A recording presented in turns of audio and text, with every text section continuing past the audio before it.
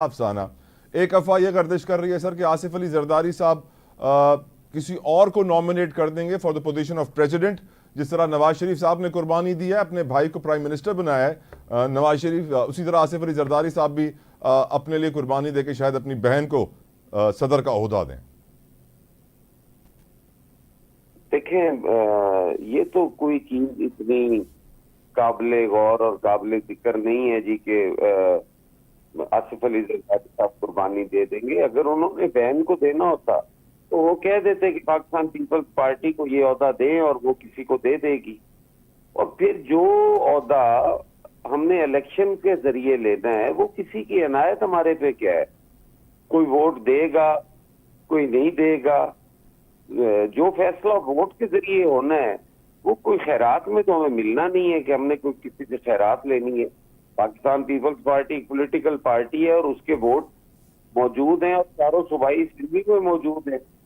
तो इसमें तो मेरा ख्याल है ऐसी कोई बात नहीं है अवाम वाली। ठीक ठीक हसन साहब, ख्वाजा आसिफ साहब कहते हैं पीपल्स पार्टी वजारतें इसलिए नहीं ले रही ताकि हमेशा जो है एक खतरनाक पोजीशन में पीएमएलएन को रखा जा सके, एक रिस्क रहे, खतरा रहे, और वो खतरा ये हो कि जब भी उनकी बात ना मानी जाए तो नून की हुकूमत गिरा दी जाए, और ये खतरा एक लटकती तलवार की तरह होगा पीएमएलएन के लिए। आप इसके ऊपर क्या कहेंगे सर?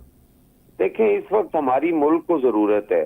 मुल्क हमारे से तकाजा करता है कि आप अपनी कुर्बानी देकर भी मुल्क बचाने की तरफ जाओ। अगर उस पर ख्वाजा आसिफ साहब ऐसा बयान देते हैं तो ये कौम देख रही है कि वो कितना जिम्मेदाराना बयान है उनका, कि वो क्या कह रहे हैं।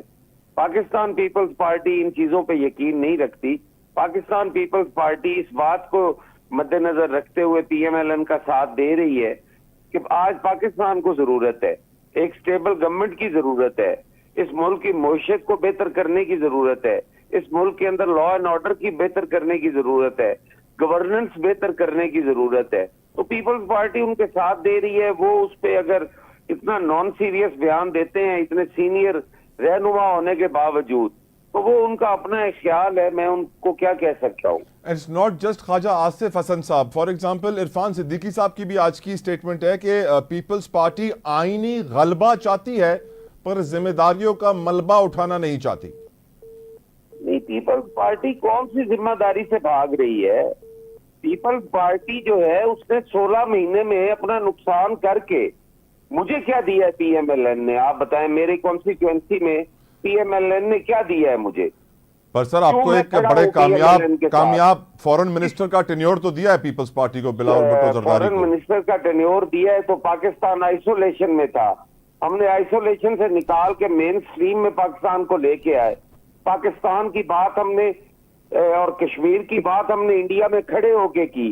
जिस तरीके से चेयरमैन बिलावल भुट्टो जरदारी लेकर चले हैं फॉरेन मिनिस्टर को, क्या अब इसकी मिसाल मिलती है पाकिस्तान की तारीख में? राइट हसन साहब, please stay with us. Hasan साहब हमारे साथ मौजूद हैं शौकत यूसुफजई साहब फ्रॉम पीटीआई। बहुत बहुत शुक्रिया शौकत साहब